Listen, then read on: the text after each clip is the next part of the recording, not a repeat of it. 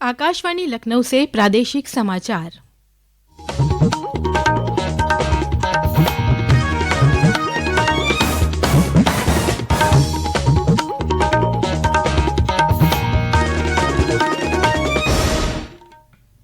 मुख्य समाचार।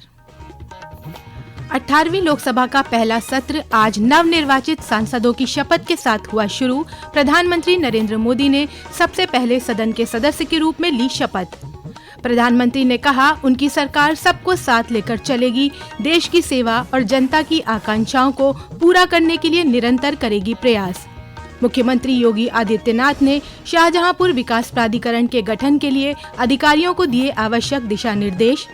अयोध्या में 13 जिलों के लिए अग्निवीर भर्ती रैली आज से हुई शुरू। और प्रदेश में अलग अलग जिलों में विभिन्न सड़क हादसों में 10 लोगों की मौत।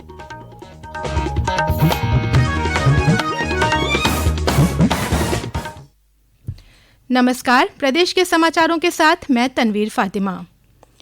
18वीं लोकसभा का पहला सत्र आज नवनिर्वाचित सांसदों के शपथ लेने के साथ शुरू हुआ।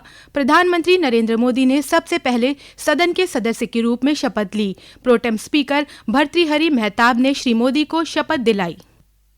मैं नरेंद्र दामोदर दास मोदी, जो लोकसभा का सदस्य निर्वाचित हुआ हूं, ईश्वर की शपथ लेता हूं कि मैं विधि द्वारा स्थापित भारत के संविधान के प्रति सच्ची श्रद्धा और निष्ठा रखूंगा। मैं भारत की प्रभुता और अखंडता अक्षुण्ण रखूंगा तथा जिस पद को मैं ग्रहण करने वाला हूं, उसके कर्तव्यों का श्रद्धापूर्वक निर्वहन करूंगा। प्रधानमंत्री के बाद लोकसभा अध्यक्ष के चुनाव तक सदन की कार्यवाही चलाने में श्री मेहताब की सहायता के लिए नियुक्त अध्यक्षों के पैनल को शपथ दिलाई गई। भाजपा सांसद राधा मोहन सिंह और फग्गन सिंह कुलस्ते ने चेयरपर्सन पैनल के सदस्य के रूप में शपथ ली। इसके बाद केंद्रीय मंत्री अमित शाह, राजनाथ सिंह, शिवराज सिंह चौहान, नितिन गडकरी, मनोहर लाल, पीयूष गोयल, जीतन राम मांझी, राजीव रंजन उर्फ लल्लन सिंह, डॉक्टर वीरेंद्र कुमार, किरेन रिजिजू, चिराग पासवान और अन्य ने लोकसभा सदस्य के रूप में शपथ ग्रहण की।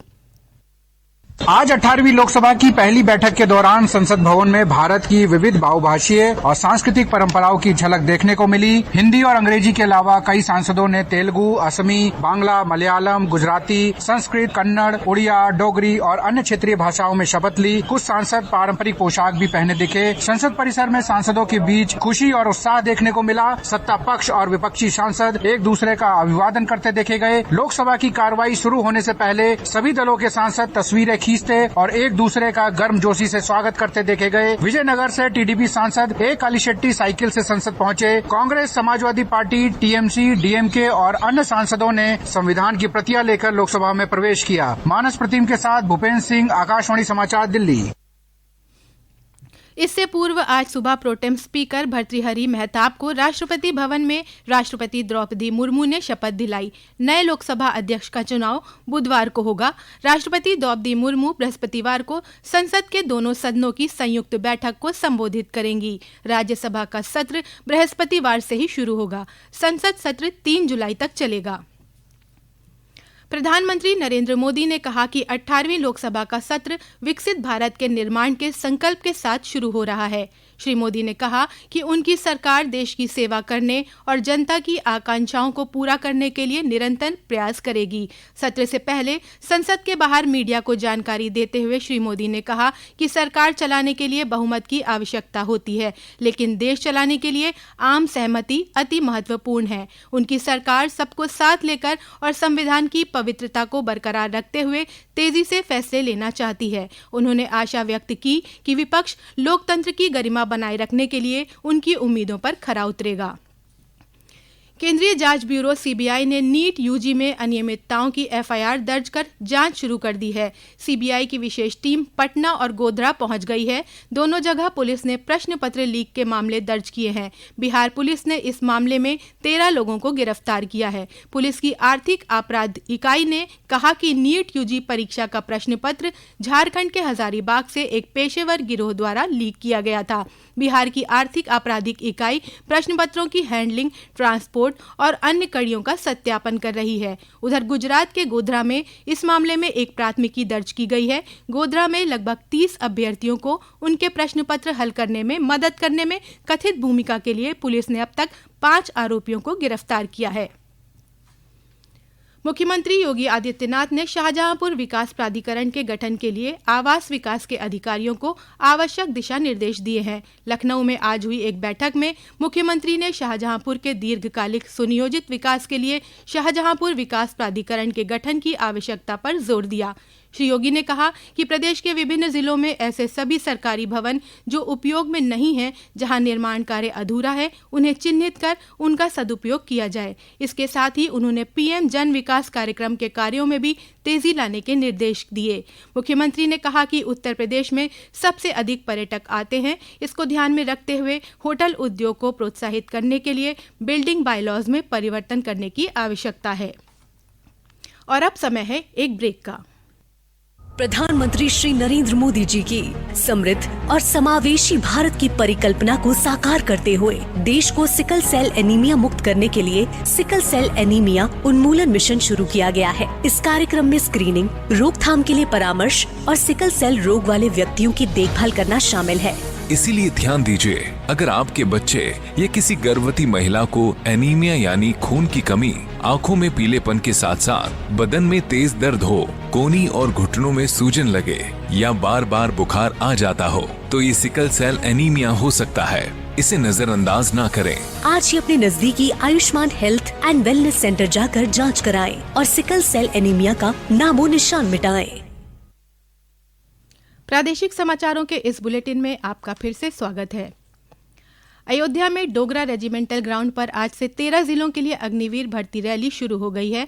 सेना भर्ती कार्यालय अमेठी के अंतर्गत अंबेडकर नगर, अमेठी, अयोध्या, बस्ती, कौशाम्बी, कुशीनगर, महाराजगंज, प्रयागराज, रायबरेली, प्रतापगढ़, सुल्तानपुर, संत कबीर नगर और सिद्धार्थ नगर के युवाओं के लिए भर्ती रैली आयोजित की जा रही है। अग्निवीर भर्ती रैली 2 जुलाई तक चलेगी। भर्ती रैली में फिटनेस टेस्ट और शारीरिक माप परीक्षण में उत्तीर्ण होने के बाद अभ्यर्थियों के दस्तावेजों की जांच की जाएगी। इसके बाद उन्हें मेडिकल टेस्ट के लिए बुलाया जाएगा। अयोध्या के जिलाधिकारी नीतीश कुमार, ब्रिगेडियर के रणजीव सिंह और स्थानीय सैन्य प्राधिकरण के समन्वय से भर्ती रैली आयोजित की जा रही है। नए आपराधिक कानूनों में कानून की प्रक्रिया से बचने वाले अपराधियों से निपटने के लिए कड़े प्रावधान शामिल किए गए हैं। पहले सीआरपीसी में केवल 19 अपराधों में ही उद्घोषित अपराधी घोषित किया जा सकता था। भारतीय न्याय संहिता में 10 साल या उससे अधिक या आजीवन कारावास या मौत की सजा वाले अपराधों में कानूनी कार्रवाई से फरार किसी भी व्यक्ति को घोषित अपराधी माना जा सकता है। नए कानूनों में घोषित अपराधियों के लिए भारत के बाहर स्थित उनकी संपत्ति की पहचान, कुर्की और जब्ती के लिए एक नया प्रावधान जोड़ा गया है। घोषित अपराधियों की अनुपस्थिति में अब सुनवाई प्रक्रिया शुरू की जा सकेगी। नए आपराधिक कानूनों पर सुनिए उत्तर प्रदेश के पुलिस महानिदेशक प्रशांत कुमार के साथ आकाशवाणी लखनऊ की खास बातचीत कल सुबह 9:15 बजे 747 किलोहर्ट्ज AM पर। प्रदेश में अलग अलग जिलों में हुए सड़क हादसों में 10 लोगों की मौत हो गई है। प्रयागराज जनपद में सराय मरेज थाना क्षेत्र में आज सुबह टैंकर की चपेट में आने से बाइक पर सवार एक ही परिवार के 5 लोगों की मौत हो गई। पुलिस के अनुसार सोरो पेट्रोल पंप के पास एक अनियंत्रित टैंकर ने मोटरसाइकिल को टक्कर मार दी। सभी मृतक जौनपुर के थाना मीरगंज क्षेत्र के रहने वाले थे। ये सभी लोग जौनपुर में एक समारोह में शामिल होने के बाद वापस घर लौट रहे थे, तभी यह हादसा हुआ। टैंकर चालक को हिरासत में ले लिया गया है। उधर शामली में पानीपत खटीमा राजमार्ग पर हरियाणा रोडवेज की बस ने 3 बाइक सवारों को कुचल दिया, जिससे उनकी मौके पर ही मौत हो गई। वहीं भदोही जिले के चौरी थाना क्षेत्र में एक तेज रफ्तार मोटरसाइकिल ने सब्जी के ठेले को टक्कर मार दी, जिससे ठेला चालक और एक साइकिल सवार गंभीर रूप से घायल हो गए। स्थानीय लोगों की मदद से दोनों को अस्पताल ले जाया गया, जहां डॉक्टरों ने दोनों को मृत घोषित कर दिया। और अंत में मुख्य समाचार एक बार फिर। 18वीं लोकसभा का पहला सत्र आज नवनिर्वाचित सांसदों की शपथ के साथ हुआ शुरू। प्रधानमंत्री नरेंद्र मोदी ने सबसे पहले सदन के सदस्य के रूप में ली शपथ। प्रधानमंत्री ने कहा, उनकी सरकार सबको साथ लेकर चलेगी, देश की सेवा और जनता की आकांक्षाओं को पूरा करने के लिए निरंतर करेगी प्रयास। मुख्यमंत्री योगी आदित्यनाथ ने शाहजहांपुर विकास प्राधिकरण के गठन के लिए अधिकारियों को दिए आवश्यक दिशा निर्देश। अयोध्या में 13 जिलों के लिए अग्निवीर भर्ती रैली आज से हुई शुरू। और प्रदेश में अलग अलग जिलों में विभिन्न सड़क हादसों में 10 लोगों की मौत। प्रादेशिक समाचारों का ये बुलेटिन यहीं समाप्त होता है। नमस्कार।